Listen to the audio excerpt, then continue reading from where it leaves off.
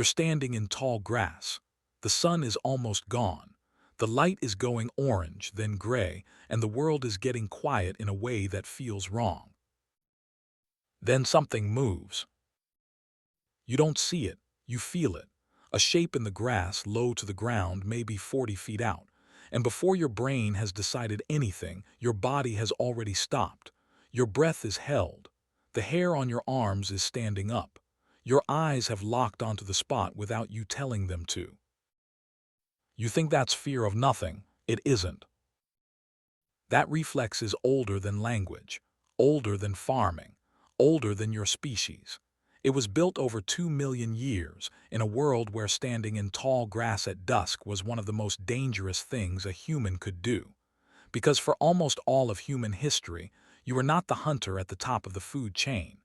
You were the soft, slow, easy thing the hunters were looking for. You were the meat. And here's the part I want you to sit with for the next few minutes. One predator killed more ancient humans than the lions, the hyenas, and the bears combined, and it never once showed its face. We'll get to it. Let's start with the truth nobody likes to say out loud. We were prey. For most of the time humans and our ancestors have existed, we weren't the dominant animal anywhere. We were a snack. Look at the body you're sitting in. No claws, no fangs that mean anything. No armor, no shell, no venom. You can't outrun a big cat. You can't outmuscle a bear. You can't even see well in the dark. On paper, an early human is one of the worst defended large animals on the entire savanna. And the fossils prove it. There's a skull called the Tong Child. It belonged to a young Australopithecus, an early human relative who died in South Africa around 2 to 3 million years ago. And when scientists looked closely at that little skull, they found puncture marks in the eye sockets and gouges on the bone. The pattern matched one thing: a large bird of prey. Something with talons and a beak grabbed that child, killed it, and ate it. That's not a horror story. That's our family album. At another site, a cave called Swartkrans, researchers found hominin bones with neat little puncture holes spaced exactly the width of a leopard's lower fangs. A leopard had been catching our ancestors, carrying them up into the trees and feeding. Researchers estimate that at some sites, a huge share of early hominin remains show marks from being eaten.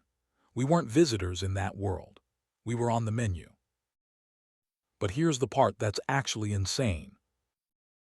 It's not like the predators back then were the friendly, shrinking versions we know now. The world ancient humans walked through was packed with monsters that would make a modern lion look polite. There were cave lions, bigger than the lions alive today. There were saber-toothed cats with fangs like curved knives built to punch through hide and into your throat. There were giant hyenas that could crack your thigh bone like a stick and swallow the pieces. There were leopards that hunted in total silence and dragged their kills up into the branches above you. There were crocodiles the length of a car waiting at the water's edge. Cave bears, birds big enough to lift a child. And the worst part wasn't the daytime. Picture your night. You have no walls, no locks, no light, no warning. The fire, if you even have one, throws a small circle of orange that the darkness presses against from every side. Out there, past the edge of that light, are eyes that see you perfectly while you see nothing. A leopard doesn't roar before it strikes. It doesn't give you a chance to run. The first sign that you're being hunted is usually the last thing you feel.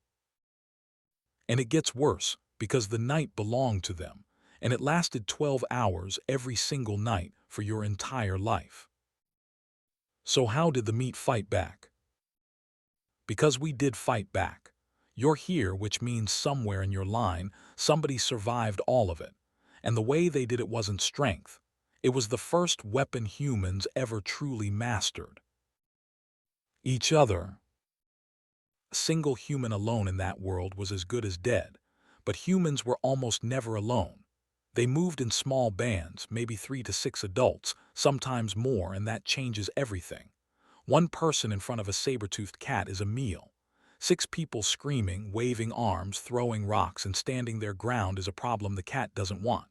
Predators are gamblers. They hunt the easy bet.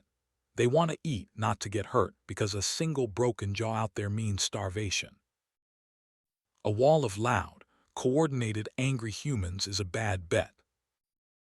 We still see this work today. The Hadza of Tanzania and the San of the Kalahari live in some of the last places on Earth where humans share the land with lions.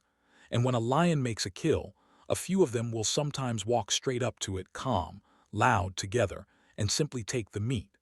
The lion gives it up, not because the humans are stronger, because they're together, and a group of humans is the one animal a predator has learned over deep time not to mess with. We never won alone, we won as a unit. But numbers alone don't stop everything. You needed something the predator couldn't answer back.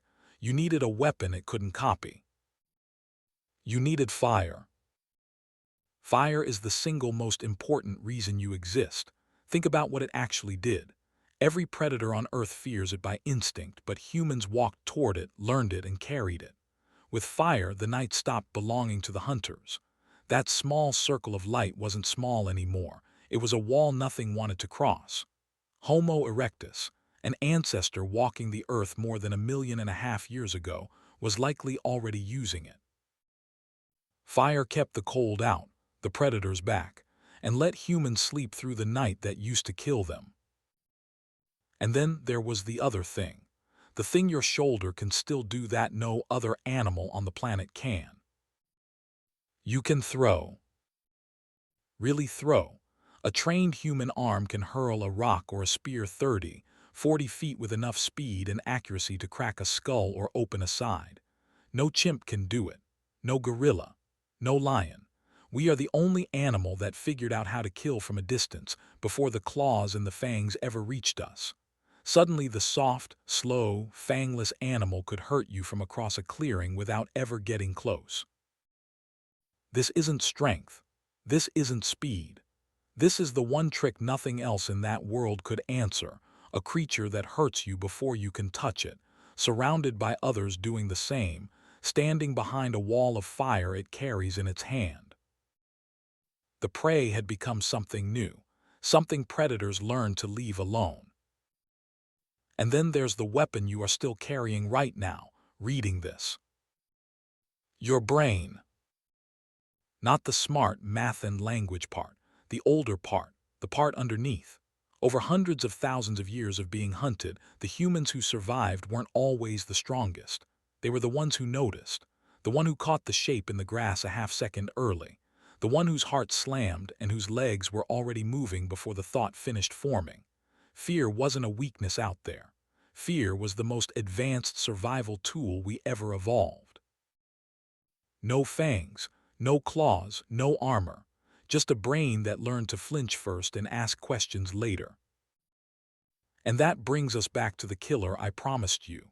The one that took more ancient humans than the lions, the hyenas, and the bears combined. The one that never showed its face. It wasn't a single animal. It was the ambush itself. The unseen strike. The predator you never saw, hunting from behind, from above, from the dark, the leopard in the branches, the cat in the tall grass, the thing that was already moving before you knew it was there. The deadliest predator in human history was the one you didn't see coming. And that is exactly, precisely why your mind is still shaped the way it is. Now think about what that means for you. That feeling that someone is watching you when you turn around and no one's there. The reason a dark hallway makes the back of your neck tighten. The goosebumps that crawl up your arms at a sound you can't place. The way your whole body jolts when something moves fast at the edge of your vision. You think these are glitches, little embarrassing overreactions in a safe modern world. They're not glitches. They're the survival program still running. Written line by line, death by death, over 2 million years of being hunted in the dark. You feel safe now. You have walls and locks and light. The saber-tooth is gone. The cave lion is bones in a museum. But your body never got the message. It's still standing in that tall grass at dusk, still scanning the shadows, still ready to freeze and run, because every single ancestor who didn't do that got eaten before they could pass anything on to you. You are not paranoid. You are not broken. You are the descendant of the ones who flinched in time. So here's my question for you. Strip away the walls, the fire, the weapons, the group. Drop yourself alone into that world, one human, one night in the tall grass, with the eyes watching from the dark. Would you have lasted until morning? Tell me honestly down in the comments. And if this rewired the way you'll feel the next time something moves behind you, subscribe. Because the world your body still thinks it lives in was far stranger and far more dangerous than you've ever been told.